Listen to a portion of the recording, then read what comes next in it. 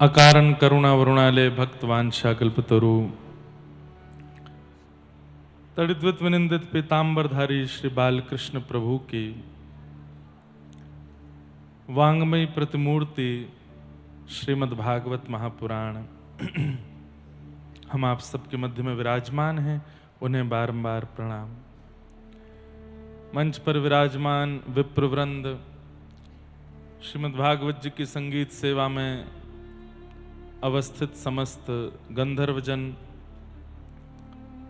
अहिल्यानगर महाराष्ट्र की ये पावन भूमि पर कथा का सौभाग्य पूरे नगरवासियों को, जिनके सत्संकल्प निमित्त से हो रहा है, ऐसे कौशल्या देवी गुप्ता जी और संपूर्ण गुप्ता परिवार और आप सभी श्रोता भाई बंधु मातृशक्ति विराजमान आए हुए सब श्रोत्री वृंदों को जय श्री कृष्ण, जय सिया राम, जय श्रीमन नारायण, जय जय श्री राधे, राम कृष्ण हरि, राम कृष्ण हरि।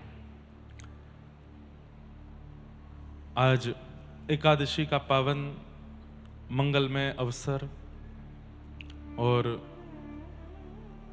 वैशाख की ये एकादशी परम पावन इसलिए भी है कि परम भागवत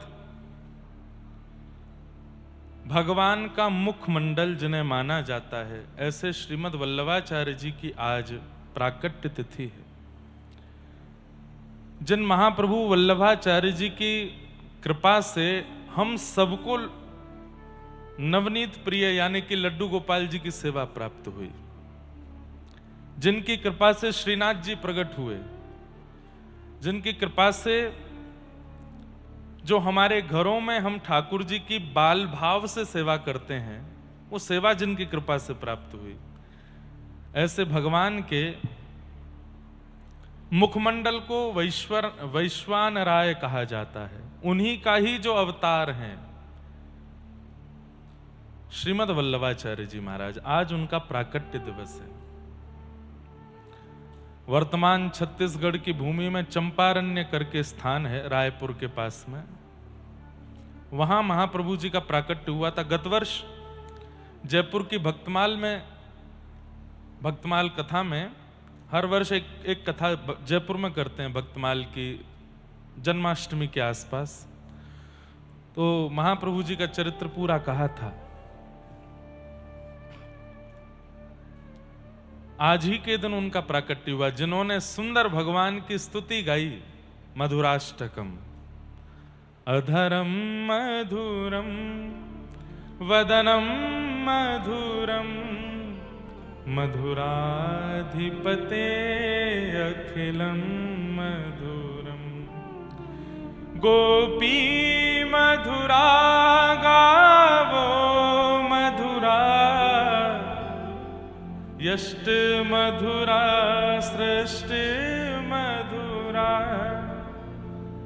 मधुराधिपते अखिलम मधुरम। वल्लभ कुल संप्रदायाचार्य श्रीमद् वल्लभाचार्य जी महाप्रभु, आज उनका प्राकट्य दिवस है। उनके प्राकट्य दिवस की आप सब वैष्णवों को खूब खूब बधाई हो, हमको भी दो बधाई हो। जिनकी कृपा से गुजरात प्रांत में, महाराष्ट्र प्रांत में, राजस्थान प्रांत में भक्ति जन जन तक पहुंची। ये जय श्री कृष्ण बोलने का जो प्रथा आई ना हम लोगों में, ये भी महाप्रभु जी की कृपा, श्रीमद् वल्लभाचार्य जी महाप्रभु। श्रीमद् वल्लभाचार्य जी महाप्रभु का ऐसा स्वरूप था, पूरा चरित्र तो मैं नहीं सुनाऊंगा। वो प्रत्येक दिन ब्रह्म संबंध देते थे और बिना ब्रह्म संबंध किए कुछ पाते नहीं थे। ब्रह्म संबंध मतलब गुरु दीक्षा। रोज एक व्यक्ति को ब्रह्म संबंध देना, ये उनका नियम था। उनके लिए ब्रह्म संबंध शिष्यों की फौज बढ़ाना नहीं था, किसी एक व्यक्ति को ठाकुर जी के चरणों से जोड़ना। एक बात याद रखिएगा, ये गुरु शिष्य का संबंध बहुत जैसे एक पतला धागा होता है ना, जरा तेजी से खींचो टूट जाता है, ऐसे ही गुरु शिष्य का संबंध है, उसके प्रति बहुत सेंसिटिव होना चाहिए, गुरुओं को भी और शिष्यों को गुरु के प्रति भी। आजकल गुरु शिष्य संबंध इसलिए मनाए जाते हैं ताकि गुरुजी अपनी फौज बढ़ा सकें, खूब सारे मेरे शिष्य हैं ये दिखा सकें, और शिष्य सबको बता सके कि इतने फेमस मेरे गुरुजी हैं। इसलिए गुरु शिष्य सब चलता है। इतना सरल नहीं है गुरु शिष्य संबंध, इसलिए हम हमेशा दीक्षा नहीं देते। हमने एक नियम रखा है कि कभी कभी देंगे, जब अपने लाल जी आज्ञा करेंगे तभी दीक्षा देंगे। इस बार 1, 2, 3 मई नासिक में दीक्षा का क्रम है। श्रीमद वल्लभाचार्य महाप्रभु अपने समस्त शिष्यों के साथ में एक बार भ्रमण कर रहे थे, और व्रजमंडल के अंदर ही एक यमुना जी के तट पर वन में एक अजगर मरा पड़ा था, और मरा नहीं था, मरने की स्थिति में था। जगह जगह घाव हो गए थे, और उन घावों पर चींटियां चढ़ करके, लाल चींटियां चढ़ करके उसको खा रही थी, और वो अजगर बस कभी इधर लेटता कभी उधर लेटता, प्राण निकलने वाले थे। वल्लभाचार्य महाप्रभु ने जब उस अजगर को देखा तो देख करके मन में विचार करने लगे, हे प्रभु, इतनी वेदना, इतना कष्ट। अरे कोई व्यक्ति 84 लाख योनियों में से कोई एक बन गया, ये उसके ऊपर बहुत बड़ी, ये उसका बहुत बड़ा एक पाप ही है। कोई चूहा बन गया, सर्प बन गया, कुकर सुकर बन गया, इसका मतलब क्या है? वो अपने मानव जन्म में किए हुए पाप के कारण ये बना है। पहले से ही वो पाप का भोग रहा है अजगर बन के, उसके बाद इतनी वेदना उसको क्यों दी जा रही है? तब ठाकुर जी ने आज्ञा देते हुए वल्लभाचार्य जी को बताया, बोले अजगर जी जो हैं ये पूर्व जन्म में गुरु जी थे, और इन्होंने इतने शिष्य बनाए, इतने शिष्य बनाए, इतने शिष्य बनाए, शिष्य बनाते चले गए, लेकिन उन शिष्यों के उद्धार का कुछ भी नहीं किया इन्होंने। केवल शिष्य बना करके अपनी फौज इकट्ठी करते गए, दिखाने के लिए देखो मेरे कितने शिष्य हैं, और उन शिष्यों से बस समय समय पर धन लेते रहे, गुरु पूजा करा करके उनसे दक्षिणा लेते रहे। कभी उन शिष्यों को भगवत प्राप्ति कराने की भावना इनके चित्त में नहीं आई, इसलिए ये मर करके अब अजगर बने हैं। और ये जितनी भी चींटियां हैं, इनके शिष्य ही चींटी बन करके आए हैं, अब इनके मांस को खा रहे हैं, निकाल निकाल के इनके सब भीतर से सब कर रहे हैं। बोले गुरुदेव, पिछले जन्म में हमको शिष्य बना करके ठाकुर जी से नहीं मिलवाया, हमसे खूब दक्षिणा ऐंठते रहे, तो इस जन्म में वो गुरु जी अजगर बने, शिष्य ही चेंटा बने। श्रीमद वल्लभाचार्य जी महाप्रभु को इतनी दया आई चित्त से, उन्होंने उसी समय मरणासन अजगर को ब्रह्म संबंध दिया, दीक्षा दी, और दीक्षा देकर के उसको तुरंत सद्गति प्रदान की। ऐसे श्रीमद वल्लभाचार्य महाप्रभु, आपके महाराष्ट्र की तो पंढरीनाथ भगवान की तो इतनी बड़ी कृपा रही उनके ऊपर। जो लोग वल्लभ कुल में संबंधित होंगे उन सबको पता है, जहां कहीं भी रुक करके श्रीमद वल्लभाचार्य जी महाराज भागवत जी का पाठ करते थे, वहीं उनकी बैठक जी बन गई। भारतवर्ष में अनेक उनकी बैठक जी, महाप्रभु जी की बैठक कह करके लोग संबोधित करते हैं। पंढरपुर में चंद्रभागा नदी में जब आप स्नान करेंगे तो पल्ली पार आपको महाप्रभु जी की बैठक दिखेगी, सफेद रंग से लिपी हुई है। वहां श्रीमद वल्लभाचार्य महाप्रभु बैठ करके ठाकुर जी का स्मरण कर रहे थे। दर्शन करने के लिए जब गए, और जैसे ही तटी पर भुजा रखे श्री विठ्ठल भगवान का दर्शन किया, इतने भाव विभोर हो गए दर्शन करके, इतने आनंदित हो गए कि 24 घंटे निकल गए अपने समाधि स्थान पर बैठे बैठे, और वहीं बैठे बैठे पंढरीनाथ भगवान का स्मरण करते रहे। कैसी रूप झांकी है, कैसे सुंदर नेत्र हैं, कैसी सुंदर नासिका है, कैसी सुंदर अदा है ठाकुर जी की। ठाकुर जी को चिंता हो गई, वे 24 घंटे से मेरा स्मरण कर रहे हैं, क्यों चिंता क्यों हुई? बंधुओं, कई भक्तों को ठाकुर जी चाहते हैं कि ये संसार में ना फंस के केवल मेरा स्मरण करके अपना उद्धार करे, पर कई भक्तों के प्रति ठाकुर जी चाहते हैं कि संसार में जाए और संसार में जाके मेरी भक्ति का प्रचार करे। कई प्रचारक के रूप में आते हैं और कई उद्धारक के रूप में आते हैं। बहुत ध्यान से सुनिएगा। कई भक्तों से ठाकुर जी की इच्छा होती है कि ये जाकर के मेरा प्रचार करें, जैसे हम भी उसमें ही आते हैं। ठाकुर जी ने हमको प्रचार में लगा रखा है, बोले ना सोओगे ना खाओगे ना पियोगे, बस प्रचार में लगे रहो। लेकिन कई लोगों को ठाकुर जी नहीं चाहते कि तुम संसार के रहो, बस एकांत में बैठे रहो, मेरा स्मरण करो। तुम्हें प्रचार नहीं करना, तुम्हें अपना उद्धार करना है। तो उद्धारक और प्रचारक दो प्रकार के भक्त ठाकुर जी चुनते हैं। वल्लभाचार्य महाप्रभु से ठाकुर जी को उद्धारक की इच्छा नहीं है, प्रचारक की इच्छा है। वल्लभाचार्य महाप्रभु बैठ करके स्मरण कर रहे थे, वहीं पंढरीनाथ भगवान प्रकट हो गए चंद्रभागा नदी के उस तरफ। और जैसे ही प्रकट हुए ठाकुर जी को देख करके अति आनंदित हो गए। आनंदित हो करके, जय हो भगवान, बड़ी कृपा। हमारे महाराष्ट्र की भूमि के और वारकरी संप्रदाय के अति विशिष्ट महापुरुष और उनके सुपुत्र और उनके पौत्र सब यहां पधारे हैं, बड़ी कृपा है। जय हो।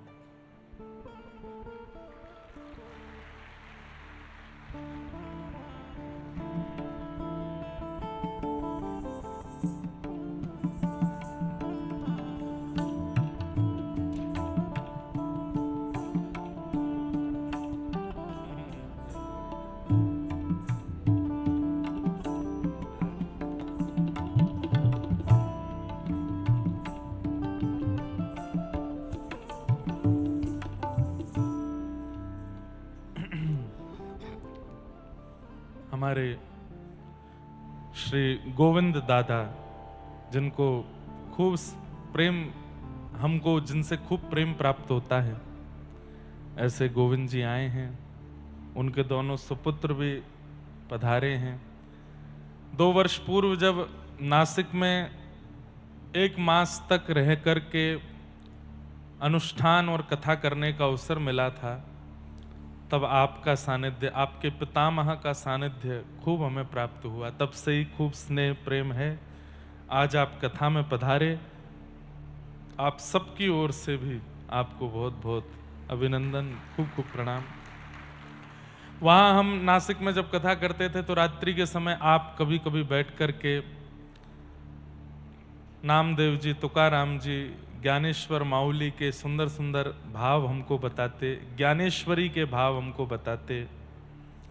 आपके पुत्र आकर के कई बार कई संस्कृत की सुंदर रचना करते हैं, कई सुंदर सुंदर भाव बताते। इतने सामान्य, इतने सहज रूप में रहते हैं। हम कोई निंदा रूप में नहीं कह रहे हैं, पर हमारे उत्तर भारत की तरफ अगर थोड़ा चले जाते हैं तो वहाँ थोड़ी विद्वत्ता आने पर, थोड़े अनुष्ठानिक होने पर अहम बहुत जल्दी आ जाता है। लेकिन महाराष्ट्र की भूमि में पता नहीं कैसी धन्यता है कि यहाँ अतिश्रेष्ठ विद्वान होने के बाद भी, अनुष्ठानिक होने के बाद भी, भगवत कृपानुरागी होने के बाद भी अहम स्पर्श नहीं करता। ये बहुत अच्छा है। हमारे अभी आज हम और हमारे पंडित जी बात कर रहे थे, हमारे उत्तर भारत में गायत्री पुरुषण करने वाला आपको 1000 घर में एक परिवार मिलेगा, उसमें भी एक व्यक्ति मिलेगा, और वो व्यक्ति भी इस वक्त धरती पर होगा नहीं, जा चुका होगा, गायत्री पुरुषण करने वाला। लेकिन एक ऐसा परिवार है आपका जहां दादाजी, पुत्र और तीनों पौत्र सबने गायत्री पुरुषण किया है, और 16-16 महीना रह करके नासिक में गायत्री पुरुषण किया है। अद्भुत है, लेकिन उसके बाद भी कितने सहज हैं, सरल हैं, सौम्य हैं, अति विद्वान होते हुए भी सरलता। ये प्रमाण है कि ठाकुर जी प्राप्त या तो हो चुके होंगे, बता नहीं रहे होंगे, या होने वाले होंगे, तभी सरलता। अगर आप भी श्री कृष्ण के भक्त हैं और ऐसी ही कथाएं सुनकर अपने जीवन को सफल बनाना चाहते हैं तो हमारे चैनल के साथ जुड़े, क्योंकि हम हमेशा ऐसी कथाएं श्री इंद्रेश जी महाराज के माध्यम से आप तक पहुंचाते रहेंगे। राधे राधे, जय श्री कृष्ण। तभी सहजता। आपको बार बार प्रणाम करते हैं, बार बार वंदन करते हैं। तो हम निवेदन कर रहे थे कि श्रीमन वल्लभाचार्य महाप्रभु जब पंढरपुर गए, आज महाराज जी महाप्रभु जी की जयंती है, महाप्रभु जी का प्राकट्य है, तो उन्हीं की चर्चा कर रहे हैं। तो पंढरपुर जब गए तो पंढरपुर में जाकर के पंढरीनाथ भगवान का दर्शन करके इतने भाव विभोर हो गए कि आप चंद्रभागा तट पर बैठे बैठे ना सोए हैं, ना खाए हैं, ना कुछ कर रहे हैं, बस 24 घंटे से बस रुदन करते हुए भाव समाधि में बैठकर के पंढरीनाथ भगवान के उस कृपा में स्वरूप का चिंतन करते जा रहे हैं। ठाकुर जी को चिंता हो गई। क्यों? बोले भैया ये मेरा चिंतन करते करते इतने भाव में चले जाएंगे, इतने ज्यादा और ज्यादा वैराग्य और ज्यादा त्याग और ज्यादा विरक्ति की स्थिति में आ जाएंगे, और मुझे तो इनसे बहुत प्रचार करवाना है भक्ति का। तो ठाकुर जी प्रकट हो गए। प्रकट होकर के कहा, वल्लभाचार्य महाप्रभु क्या बात है, आप इतने भाव। बोले नाथ आपका कैसा करुणामय स्वरूप है पंढरपुर में। पंढरीनाथ भगवान कैसे खड़े हैं? दोनों भुजा कट्टी पर धारण करके खड़े। इसके पीछे कई भाव बताए जाते हैं। उसका एक भाव हमको गोविंद काका ने ही बताया था, बहुत सुंदर भाव। क्या भाव? कि भाई जब हम किसी नदी में स्नान करने जाते हैं तो हम अपने बड़े को बोलते हैं कि आप थोड़ा उतर करके देखो पानी कितना गहरा है। तो बड़ा आदमी जो तैरना जानता हो वो पहले उतरता है और उतर करके बता देता है यहां तक है, यहां तक है, यहां तक है। या डूबता है तो पूरा हाथ डुबा करके बोलता है भाई इतना गहरा पानी है, संभल के आना। मानो जैसे ही व्यक्ति पंढरपुर जाता है और श्री पंढरीनाथ भगवान का दर्शन करता है तो श्री पंढरीनाथ भगवान इशारा करते हैं बाकी दुनिया के लोगों के लिए संसार सागर बहुत गहरा है, पर जो मेरे सामने खड़ा उसके लिए इतना ही है, इससे ज्यादा नहीं है। यही भाव बताए थे ना, उसके लिए इतना ही गहरा है। मतलब जो पंढरपुर नहीं गया है, जिसने पंढरीनाथ भगवान को नहीं देखा है, जो उनकी शरणागति नहीं कर पाया है, ये संसार सागर इतना गहरा है उसके लिए कि डूब जाएगा वो। लेकिन जैसे ही पंढरीनाथ भगवान का दर्शन करते हैं ठाकुर जी इशारा कर देते हैं तू चिंता मत कर, जो मेरे सामने खड़ा है इतना ही है, बस डूबेगा नहीं। एक भाव। दूसरा भाव, पंढरीनाथ भगवान अपने कमर पर कटी पर हाथ धर के मानो हमें इशारा करते हैं कि भाई ये संसार रूपी सागर से बचना है तो कमर से नीचे की इंद्रियों को संभाल लो, बस तुम समझ जाओगे। ये कमर से नीचे जो तुम्हारा अंग है उसको अपने वश में रख लो, उसको विचलित मत होने दो। ये संसार सागर तुमको डुबा नहीं पाएगा, इसलिए ठाकुर जी कमर पे हाथ धर के खड़े हैं। दो भाव। तीसरा भाव, प्रतीक्षा। हम ठाकुर जी के सन्मुख जाते हैं, ठाकुर जी प्रतीक्षा कर रहे हैं और मानो जैसे हमारे आते ही बोलते हैं मैं तेरी ही बाट निहार रहा था, और बाट निहारने वाला ऐसे ही खड़ा रहता है। तो कितने दिन लगाए मेरे पास आने में, मैं तेरे लिए ही खड़ा हूं। चौथा भाव, पंढरीनाथ भगवान ये रक्षात्मक भाव भी है, ये प्रतीक्षा का भाव भी और रक्षात्मक भाव भी है। रक्षात्मक कैसे? बालक की स्कूल में लड़ाई हो जाए बच्चों के साथ, तो बालक जब घर लौट के आता है वो बच्चे उसके पीछे पीछे भागते हैं, तो वो अपनी मां के पास जाता, मां देखो बचाओ बचाओ बचाओ। तो मां क्या करती है, उस बालक को पीछे खड़ा करके स्वयं आगे खड़ी हो जाती है और उन बच्चों से कहती क्या बात है, इसने हमारी पेंसिल चुराई, इसने हमारी रबड़ फेंक दी, इसने हमारी कटर कर दी, इसने हमारा पेन तोड़ दिया। तो मां सामने रक्षात्मक भाव से आगे खड़ी होती है, बच्चे को पीछे खड़ा कर देती है, बोले तू यहीं खड़ा रहे, इनको मैं देखती हूं। मानो हमारे जीवन में जितने पाप हैं, जितने संताप हैं, जितने कष्ट हैं, वो सब हमारे साथ पंढरपुर जाते हैं। लेकिन जैसे ही हम पंडरीनाथ भगवान के सामने जाते हैं, पंडरीनाथ भगवान, तू इधर आके पीछे खड़ा हो, ये जितने तेरे पाप आदि ये जो तुझे सता रहे हैं, इन सबको मैं देखता हूं, तू पीछे खड़ा हो जा। हाँ भाई क्या बात है, एक काम तुम इसको सता रहे हो, ए पाप इसका पीछा कर रहे हो, ए क्रोध चल निकल यहां से, देख नहीं रहा मैं खड़ा हूं साथ में। मतलब सीधी बात, पंडरीनाथ भगवान को देख करके ये मत कहो कि मेरे जीवन में बहुत दुख है, ये मत कहो कि मेरे जीवन में बहुत दारिद्र है, ये मत कहो कि मेरे जीवन में बहुत कष्ट है।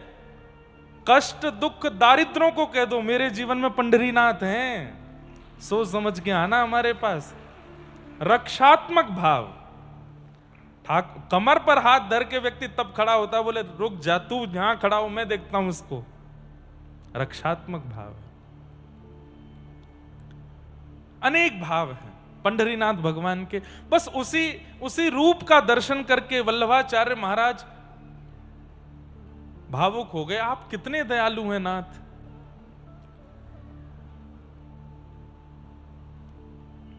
पंडरीनाथ भगवान बोले अच्छा है आप हमारा रूप देख के आनंदित हो रहे, हमारी एक आज्ञा मानोगे?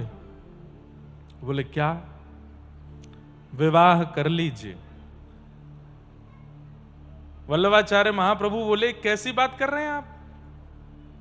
मैं तो आपको देख करके सब छोड़ना चाहता हूं, सब त्यागना चाहता हूं, सब छोड़ करके बस आपकी स्मृति में रहना चाहता हूं, और आप यहां आकर के विपरीत बात कर रहे हैं।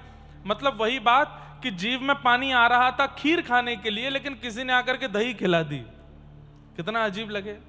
मीठा खाने का मन हो, मीठा खाने का भाव हो, अब मन में तो इच्छा थी कि भाई तुम हमारे लिए पूरन पोली बना के लाना। पूरन पोली मीठी होती है, और हम पूरी रात प्रतीक्षा करते रहे कब सुबह होगी, पूरन पोली आएगी। लेकिन सुबह जब थाली में परोसा गया तो पूरन पोली नहीं थी, आलू का पराठा था। कितना विचित्र लगे मन को। पानी की प्यास लगी हो, कोई दूध पिला दे, कितना विचित्र लगे। तो वही स्थिति वल्लभाचार्य जी को हुई कि मैं तो यहां सब छोड़ करके हरि भजने को आया हूं, आपकी स्मृति और आपके चिंतन में रहना चाहता हूं, और आप मुझे उसी संसार में दोबारा लगा रहे हैं। आप आज्ञा कर रहे हैं कि तुम्हें ब्याह करना है। सब लोग इधर देखो, ध्यान से सुनो। ठाकुर जी बोले हमें आपसे प्रचार करवाना है भक्ति का, हमें आपसे प्रचार करवाना है, इसलिए कृपा करके आप विवाह कीजिए। अब देखो, ये सत्संगी व्यक्ति का लक्षण है कि उसकी बुद्धि इतनी मेधावी होती है कि कभी ठाकुर जी अगर माया में फंसाना भी चाह रहे होंगे तो वो भक्त वहां से भी निकल जाएगा। ये सत्संग से होता है। जाढ्यम धियो हरति संचति वाच सत्यम मानोन्नति दिशतु पापम पा करोति लक्ष्मी तनोति वितनोति च दिक्षु कीर्ति सत्संगति कथय किम न करोति पुंसाम। सत्संग सब कुछ देता है व्यक्ति को। इसलिए रोज कथा सुना कीजिए। 10 मिनट सुनो, 20 मिनट सुनो, यूट्यूब पर सुनो, इंस्टाग्राम पर सुनो, कहीं भी सुनो, बिना सुने रहना नहीं है, रोज सुनिए। क्यों? सत्संग सुनते सुनते सुनते सुनते बुद्धि, मन, जीव, नेत्र सब योग्य होते चले जाते हैं। किसी दिन अगर ठाकुर जी आ गए सामने तो ठाकुर जी बड़े चतुर हैं, अपने बात के जाल में आपको ऐसा फंसा देंगे कि आप दोबारा संसार में ही गिरोगे जाके। कैसे? गोपियां सब छोड़ करके रास के लिए गई हैं ठाकुर जी के पास, और ठाकुर जी उन गोपियों को क्या समझा रहे हैं? भर्तु शुश्रूषणम स्त्रीणाम परो धर्मो यमाय तद्बंधुनाम च कल्याणम प्रजानाम चानुपोषणम। स्त्रियों का धर्म क्या होता है, ठाकुर जी ये उनको समझा रहे हैं। पति के प्रति कैसा व्यवहार करना चाहिए, सास ससुर ननद ससुराल बच्चे, स्त्रियों का धर्म क्या होता है। मैं और आप होते तो डर के मारे भाग गए होते कि नाथ गलती हो गई, हम गलत आ गए आपके पास। लेकिन गोपियां घबराई नहीं, बोले कितना भी हमको स्त्री धर्म बताओ, आपके सन्मुख ना कोई स्त्री है ना कोई पुरुष है, सब भक्त हैं और हम आपको प्राप्त करने आए हैं। चाहे आप कितना भी पति की महिमा बताओ, हम लौट के जाने वाली नहीं है यहां से, आपको प्राप्त करेंगी। मैवं विभोर्हति भवान् कथितुं नृशंसम् संत्यज्य सर्व विषयांस्तव पादमूलम् भक्ता भजस्व निर्मक। थोड़ा भाई तानपुरा बढ़ाओ। देवो यथादि पुरुषो भजते मुमुक्षु। नहीं गई गोपियां लौट के। कितना भी डराया ठाकुर जी ने, कितना भी पाप का भाव बता दिया, अरे स्त्रियां होकर के आधी रात परपुरुष के पास चली आई हो, नहीं गई लौट करके गोपियां। तो ठाकुर जी तो मिलते ही ऐसी बात करेंगे कि आप डर के मारे वापस लौट जाओगे। आपको इतना डरा देंगे कि भाई तुमने कितना बड़ा पाप कर दिया। ऐसे ही महाप्रभु वल्लभाचार्य जी महाराज से पंडरीनाथ भगवान बोले, तुमको संसार में जाना पड़ेगा, तुमको विवाह करना पड़ेगा, नहीं तो तुम्हारा जन्म लेना व्यर्थ हो जाएगा। तुम इसके लिए नहीं आए हो कि तुम अकेले बैठ के भजन करो, तुम इसके लिए आए हो कि तुम्हारे भजन से लाखों का उद्धार हो, करोड़ों का उद्धार हो।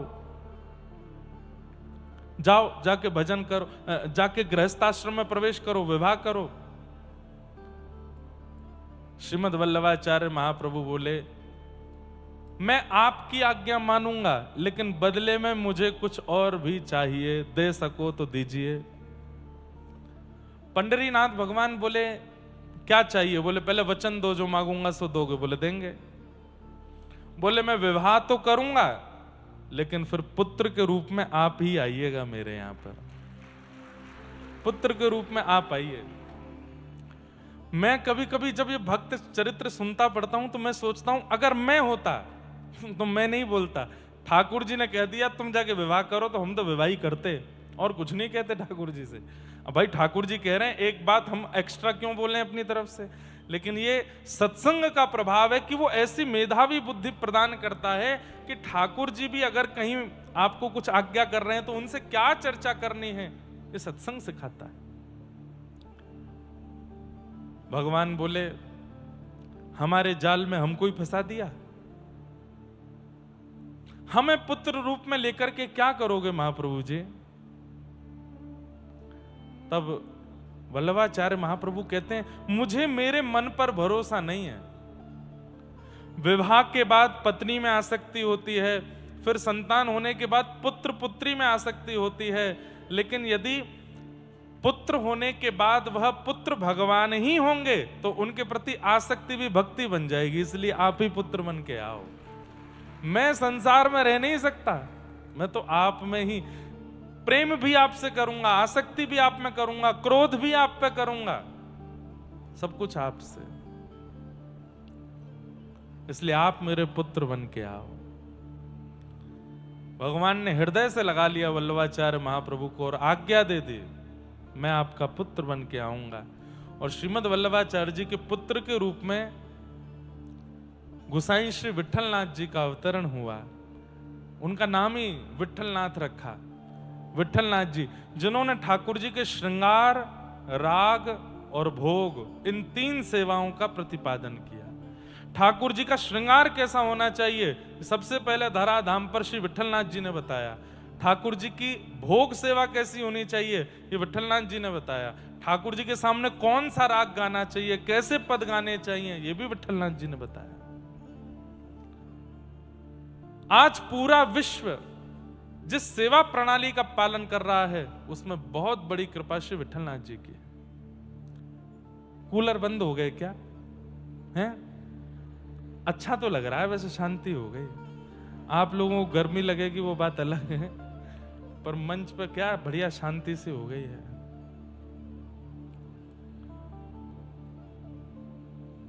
अब ज्यादा पंखा मत करिए, आप ऐसे बैठे रहो, थोड़ा तप करो, कथा में तप जाओ। आपको लग रहा होगा हम एसी में बैठे हैं इसलिए बोल रहे हैं, हमारे एसीओं के भी चल नहीं रहे, ये भी बंद हैं। सीधी बात, तोहे मोहे नाते अनेक, मानिए जो भावे, जो त्यों तुलसी कृपालु, चरण शरण पावे।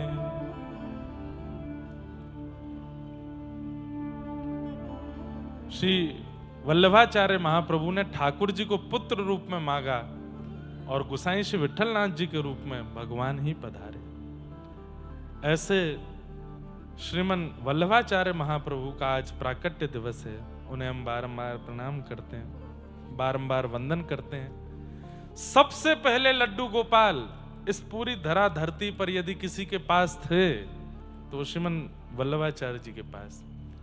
श्री नवनीत प्रियालाल जी आज भी श्रीनाथ द्वार में विराजमान है। श्रीनाथ जी के दर्शन के बाद बगल में अंगुष्ठ मात्र स्वरूप है बस, और ऐसे हाथ में वो लड्डू गोपाल नाम हम लोगों ने रख दिया, असली नाम उनका नवनीत प्रियालाल है।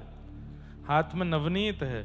शोभित कर नवनीत लिए घुटरुन चलत रेणु तन मंडित गोरोचन तिलक किए, शोभित कर नवनीत लिए। सूरदास जी का बहुत अच्छा पद है। श्री सूरदास जी के गुरुदेव हैं जो अष्ट सखा हैं।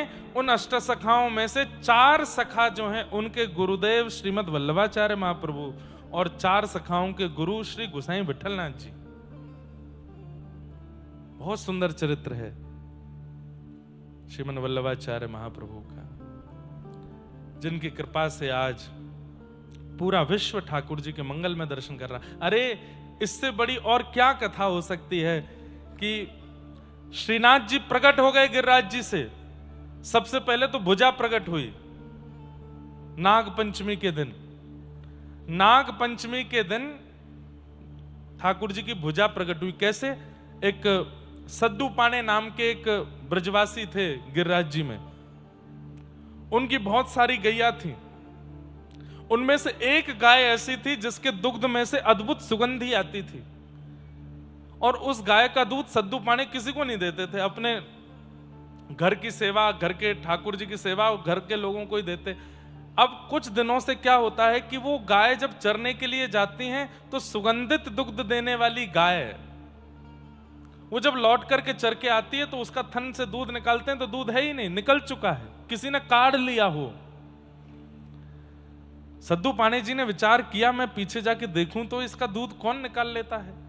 आपने जब उस गाय का पीछा किया तो देखा कि वो गाय गिरिराज पर्वत की एक विशेष जगह पर जाकर के अपने थनों से संपूर्ण दुग्ध प्रवाहित कर देती है। जैसे ही आपने उस स्थान को झांक के देखा तो वहां श्रीनाथ जी की भुजा निकली। निकालने लगे तो ठाकुर जी ने आज्ञा कर दी, अभी नहीं, मैं समय आने पर बाहर आऊंगा। और ठाकुर जी फिर एक दिन श्रीनाथ जी के रूप में वहां से प्रकट हो गए। प्रकट होने के बाद कुछ ब्रजवासियों को श्रीनाथ जी की लीला दिखती थी। कभी गिरिराज जी पे बच्चों के संग खेल रहे हैं, कभी कुछ कर रहे हैं, कभी कुछ कर रहे हैं, ऐसे सब लीला करते थे।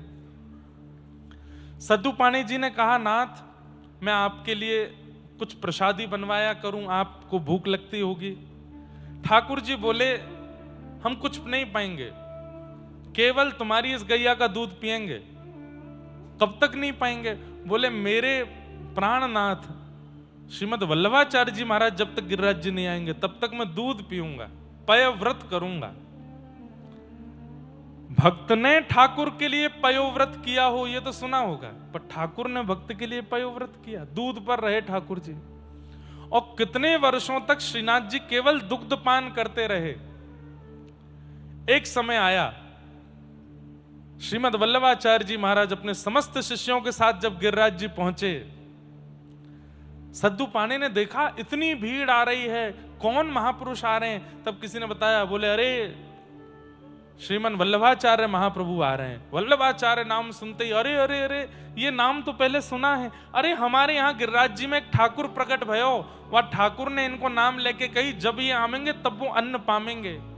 सद्दू पाणे दौड़ करके वल्लभाचार्य जी के पास गए, बोले भगवान हमारो ठाकुर आपकी प्रतीक्षा में भूखो विराज रो है, केवल दूध पी के रह रो है, आप कृपा करके वाकू अन्न खवाओ। जैसे ही वल्लभाचार्य जी आए, सद्दू पाणे ने हल्ला करके कहा, अरे जय जय, अरे श्रीनाथ जी देखो आपके प्राण प्रियतम श्रीमद वल्लभाचार्य जी आए हैं। गिरिराज शिखर के ऊपर ठाकुर जी खड़े हैं और नीचे तलेटी में वल्लभाचार्य महाप्रभु खड़े हैं। यहां से ठाकुर जी ने वल्लभाचार्य जी को देखा, वल्लभाचार्य जी ने ठाकुर जी को, दोनों दौड़े और श्री गिरिराज जी की मध्य शिलाखंड में आपने एक दूसरे का आलिंगन किया। ठाकुर जी को हृदय से लगा के महाप्रभु जी बहुत रोए। आपने अन्न नहीं पाया, बोले आपकी प्रतीक्षा थी, अब आप आ गए हो, अब आप आ गए हो, अब पाएंगे। तब पहली बार श्रीमद् वल्लभाचार्य महाप्रभु ने अन्नकूट सिद्ध करा करके अन्नकूट कराया ठाकुर जी का। ऐसे महाप्रभु वल्लभाचार्य जी के प्रिय श्रीनाथ जी, ऐसी सब लीला। तो ऐसे महाप्रभु जी का आज प्राकट्य हुआ, उन्हें बारंबार प्रणाम करते हैं और आप सब भक्तों को, आप सब श्रोताओं को महाप्रभु जी के प्राकट्य की बधाई देते हैं। ठाकुर जी ऐसी कृपा करें, उन जैसी भक्ति हमारे चित्त में आवे कि ठाकुर जी हमसे भी रीझें। आज कई सारे प्रश्न आए हैं, उनमें एक प्रश्न है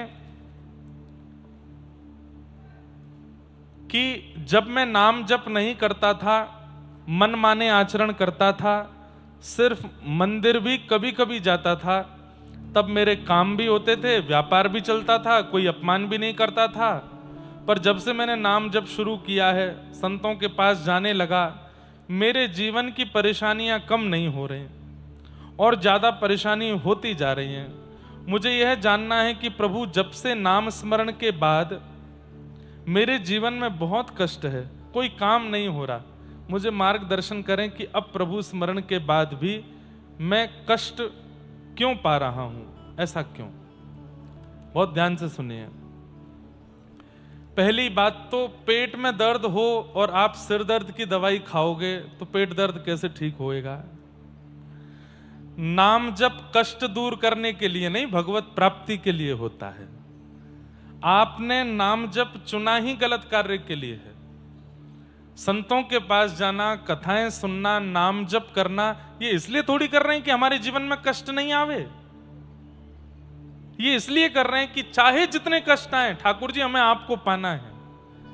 अच्छा, हमें एक नाम बता दो, मीराबाई, क्या जीवन में कष्ट नहीं था? श्री सुदामा जी महाराज, क्या जीवन में कष्ट नहीं था? गौरोबा काका आपके महाराष्ट्र के, क्या जीवन में कष्ट नहीं था? जनाबाई, क्या जीवन में कष्ट नहीं था? संत श्री तुकाराम जी महाराज, उनकी पत्नी ही विपरीत थी उनसे। नाम जप करने से, कथा सुनने से कष्ट की निवृत्ति नहीं होती है। ये संसार दुखालय है। भागवत में लिखा है दुखालयम शाश्वतम, और दुखालय में दुख ही मिलता है।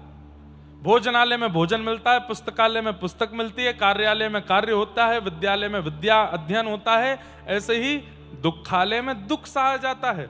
उस दुखालय में आपको सुख कैसे मिलेगा?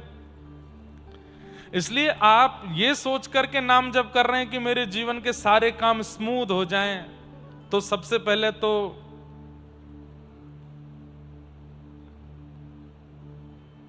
भारत के, विदेश के, अमेरिका के राष्ट्रपति को नाम जप शुरू कर देना चाहिए। दुनिया का सबसे अमीर आदमी था, क्या नाम था उसका? बिल गेट्स, उसको नाम जप करना चाहिए था। राधा राधा राधा राधा राधा सारे काम स्मूथ होते। मार्क जकरबर्ग, फेसबुक का स्वामी, उसको नाम जप कर लेना चाहिए था। आज धनवान वही है, सुखी वही है जो नाम जप छोड़ के संसार के परिपूर्ण रूप में पड़ा है।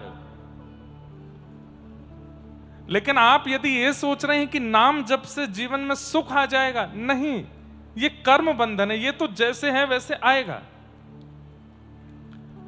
आप नाम जप की स्थिति ठाकुर जी की प्राप्ति के लिए करिए, अपने जीवन को स्मूथ बनाने के लिए नहीं। मैं कथा करता हूं, व्यास मंच पर बैठता हूं, हमारे गोविंद काका कथा करते हैं, लेकिन क्या कथा करने से हमारे जीवन में केवल सुख ही है? ना, हमारे जीवन में बड़े कष्ट आते हैं, बड़ी विपत्ति आती है, बड़ी आपत्ति आती है।